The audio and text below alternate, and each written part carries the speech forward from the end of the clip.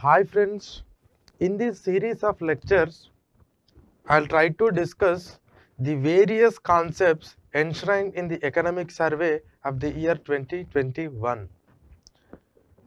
Generally, economic survey has its own importance in understanding the economy and also answering the questions in both prelims and mains. It consisting of two volumes, volume 1 and volume 2. Volume 1 will give you a detailed elaborate analysis on various steps that must be necessary in order to foster our growth and improve our economy. And volume 2 deals about the performance of the Indian economy in the past few years and especially on last financial year. So in this we will discuss the volume 1. In this volume 1 there are various concepts that are actually analyzed in detail. So in this series of lectures we'll take some topics and we'll try to discuss it elaborately so that you will get the overall idea. And here there is a scope for getting both prelims and as well as mains questions, and you can use this analysis in your essay writing also. Okay. So in the first topic, saving lives and livelihoods amidst a once in century pandemic. Saving lives and livelihoods, a once in a century pandemic. That means in this chapter, economic survey has detailedly analyzed how we able to save both the lives and livelihood that in threaten because of a once in century crisis. So that once in century crisis is coronavirus pandemic or COVID-19 pandemic. So in this COVID-19 pandemic, how we able to save our both lives and livelihoods. So in this, our economic survey has given a proverb called Apadi Prana Rakshahi Dharmasya Pratamankura. That means saving the life that is in jeopardy is origin of dharma. Suppose if you are facing any pandemic or any crisis, the saving the life is the origin of your dharma. That must be your priority. This line itself is important for your paper 4. In your ethics, sometimes you will get conflict like this condition. Should we really save the lives or should we save the livelihood? But the point is, you need to use this quote and you can quote the economic survey also. So here, how the government has saved the lives and how the government has saved the livelihoods with their measures, that we will discuss in this chapter. Before getting into the measures, what is so specific about this pandemic?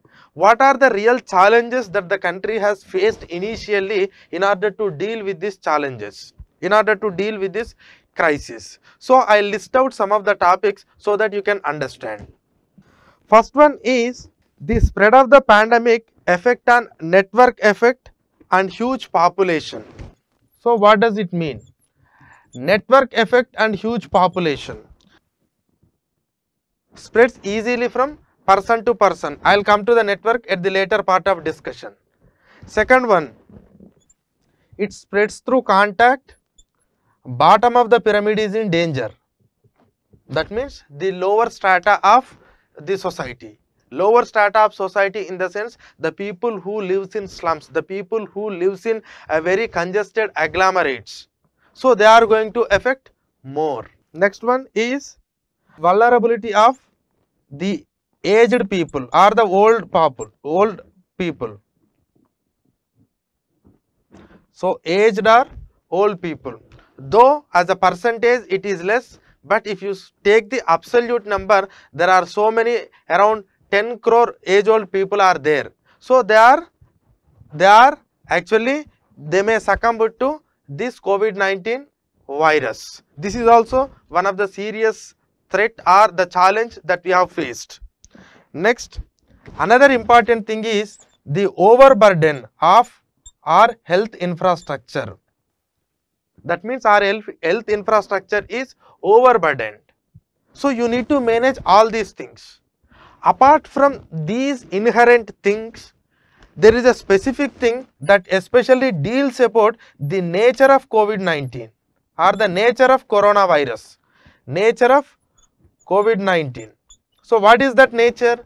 The nature is the problem of asymptomatic cases. So what is the problem with these asymptomatic cases? Suppose if you have a symptom cases, then definitely you can actually we have started our own methods like tracing, testing, treating. This is what we have done. But the main problem in this is, if the cases are asymptomatic, you cannot find it out, but he is a spreader to that particular virus, and sometimes he may be a super spreader. That means he can spread the disease to many people. Suppose if you are symptomatic, you can be tested and you can be given a treatment. But if you are not showing any symptoms, but at the same time you are the carrier of this disease. So these are the problems that we have initially faced. If you really want to resolve this entire crisis by understanding all of our challenges, then the only solution lies is the stringent lockdown. So we have went for the stringent lockdown. And how does this stringent lockdown has really helped our country in order to save both lives and as well as livelihood? Immediately you will get a doubt, by stringent lockdown we have all lost the livelihood. How can we say that it saves the livelihood? The point is, the lives are, yes, we are able to save, but if we allow this thing to continue, it may create lot of loss to the country and lot of devastation may happen that may again endanger your livelihoods. So at the short term, though we have taken a short term pain, but we have gained in a longer time. So there is a short term trade off, but there is a long term benefit. So when we have imposed the lockdown, definitely it has created some problem as far as the economic performance and everything is concerned. But we have saved lot of lives. And what drives us to go for this short term pain and long term gain? This is the whatever the proverb or the dictum that we have taken it from Mahabharata, that is what apadi prana rakshahi dharmasya prathamankhura. So we need to go, we need to abide with that principle. That is the reason why we have chosen this path. Next, so in order to contain this, what was the strategy that we have followed? We have followed the, initially you need to identify the person and you need to trace and you need to diagnose that person. So it is something like a TTT model, though the economic survey has not used that exact wording or the terminology, but that indicates like you need to test, you need to trace, you need to test and you need to treat that person.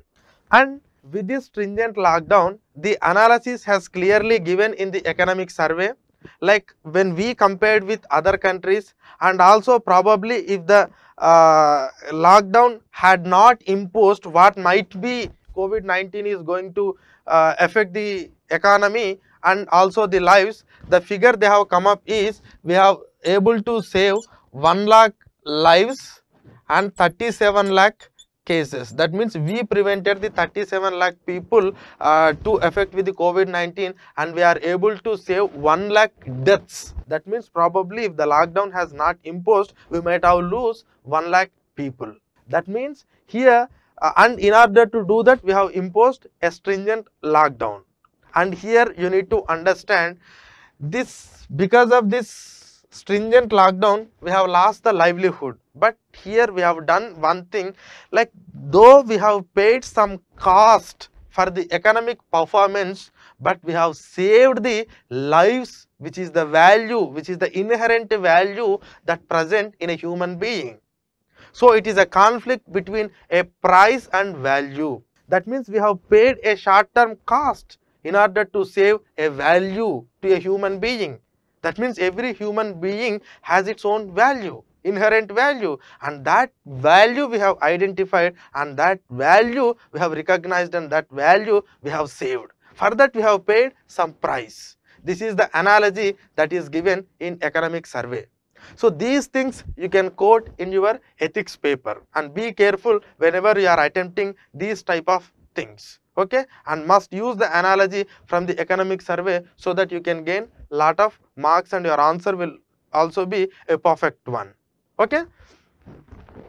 And in this performance, economic survey has given some statistics about the performance of the different states. Just I want to mention here, actually the UP, Gujarat, Bihar. So these are the three states. They restricted the spread of the cases. UP, Gujarat, Bihar. Kerala, Telangana and Andhra Pradesh. These are the three states saved lot of lives. That means the people who are infected with the COVID-19, they are not succumbed to the COVID-19. That means the death rate is low. They are able to save the lives of lot of people. And there is a one state called Maharashtra. Unfortunately, it has not done well in dealing with this COVID-19 crisis. COVID-19 crisis. This is the statistic that they have given apart from this 1 lakh and 37 lakh figure. And during the course of time, at the initial stage, India don't have enough testing capabilities, and how we have improved our testing capabilities and how we are equipped our health infrastructure over a period of time. The detailed analysis has given in the economic survey, you can see it.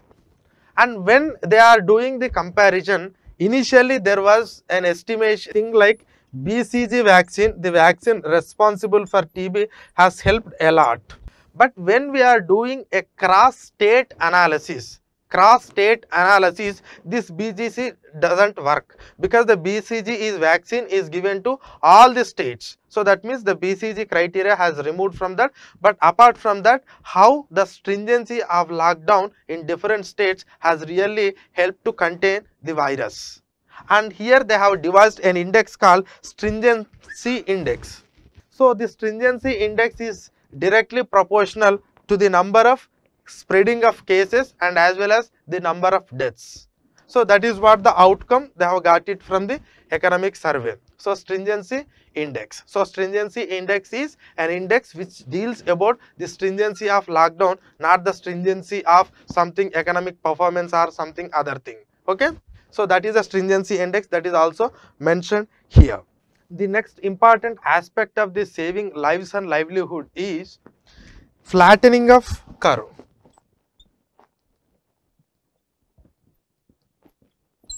So this is the well-known word that we have, well-known phrase that we have used during the crisis of COVID-19. So what does it mean, the flattening of curve, and why a flattening curve of any country is necessary, and what will you get if you really flatten the curve at the earlier stage and if you delay the flattening of curve. So those things we will discuss now. So flattening of curve means the number of affected cases will increase up to certain point of time, and after reaching a point again they start reducing. So this point we call it as this, from where this flattening of curve starts. So but why actually when we will get this point is an important aspect, means it helps the policy makers to devise the policy in an effective manner. Suppose if whether this comes at the earlier stage or whether it comes at the later stage, because it helps in a two ways. One thing is because it is a once in century crisis, and maybe our administrative system is not well equipped with to deal with these crises. So it will help the administrative system to respond early signs of pandemic. So they can, suppose if this peak will take 6 months, then so that they can plan accordingly and they can prepare for this pandemic. Second one is about health infrastructure, because if this peak may be reached within 1 month, that means within 1 month lot of people are going to be affected, then your health infrastructure must be sufficient to cure these people. So in order to devise your plans in accordingly in these two aspects, you must know, you must always assess when this peak is going to happen. And here with the stringent lockdown, we have deliberately delayed this peak. Why we have deliberately delayed this peak? Initially we thought in the month of May or in the month of June, or even we expected in the month of July, but it has went up to in the month of September. And what lessons that we have learned during this reaching the peak point? And we are completely equipped with the health infrastructure, and at the same time our policy response is also so efficient in order to contain the virus. So that is why the peak has delayed to the month of September. And suppose if we don't impose any lockdown, probably, and I will draw a separate graph here. Suppose if you have an earlier peak, it might be like this, and if you have a delayed peak, it might be like this. So these graphs are clearly mentioned in the economic survey. Suppose if you don't impose lockdown, probably we may get this peak, or the flattening of the curve may start at the earlier stage, and at this time the affected cases might be very high. And in this case, maybe our governmental institutions may not be well equipped with to deal with the crisis, and at the same time, if these many people are affected with the pandemic, our health infrastructure may not be sufficient. And suppose if the peak might have happened at the earlier stage, the fatality or the deaths or the devastation or the loss might be very high. But a delayed peak has really helped a lot in order to well equipped with the COVID-19 management, and also to save the lives. And be clear about this flattening of the curve concept. And there are two uncertainties that are involved in this pandemic. I'll just write here. First one is case fatality rate, CFR, and expected, and they have used the terminology called R0 in economic survey. It is the expected number of new cases of the disease caused by the single individual. That means how a single individual can spread this disease to how many persons, that represents R0. And case fatality rate means of the infected people, how many people are really succumbed to the COVID-19 or to that particular virus. And unfortunately, these two figures are so volatile. We are unable to forecast what exactly these numbers, and these numbers are changed over a period of time. And initially I told, like, asymptomatism is a very peculiar nature to this disease, and because of that we are unable to predict these two things. That is the reason why it has become very difficult to manage the pandemic at the earlier level. But the delaying of the peak and well equipped with our health infrastructure and also the policy management has helped a lot in saving our lives. And every life has its own value, and we have protected that value, and we have enhanced that value just by paying some sort of price to our economic performance. And it is not just alone India. More than 90% of the economies are now they are maintaining only negative amount of growth. So that is what the reality you need to understand. And there is a one more concept that discussed in this economic survey is about network diagrams. So network diagram means they have clearly given a diagram which might be the possible case through which we can spread the virus more and through which we can spread the virus less. That means there are some people in the society whose contact is very high, like it is at, so 1 people contact 3. Again, this person may have a possibility to contact another 3, but this person may contact only 2, and this person may have only possibility of contacting 1. Again, this person have a possibility to contact 3. Suppose if the chain is like this, then there is a very dangerous possibility to spread more. And suppose if the possibility is something like this, then the spread of the COVID-19 may be less. Network diagram analysis, and ultimately what the conclusion is that the lockdown has saved lot of lives. And we are able to save the lives, and with short term measures we are able to improve our economy within a short term period, and we are able to sustain the livelihoods of the country with some measures that I'll deal in next video. But whatever the gist that you need to draw is the lives and livelihood. It is not a debate like lives versus livelihood, it is lives and livelihood, and we are able to maintain, we are able to save lot of lives, and we are able to improve the livelihood condition within a shorter period of time with this stringent lockdown. And again the concept of price versus value, and also the Mahabharata thing, whatever we have used, that saving the lives is the origin of dharma. That is the important proverb that you must remember here. And again, when you are in a crisis, the first thing is minimize the loss. When you are in a crisis and you don't know what to do, then what you have to do is you need to reduce the loss. When it comes to reduction of the loss has its own two angles. One is price angle, next one is value angle. And through the human lives, we have saved lot of value, though we have paid some amount of cost to that. So that is what you need to understand from this. Okay.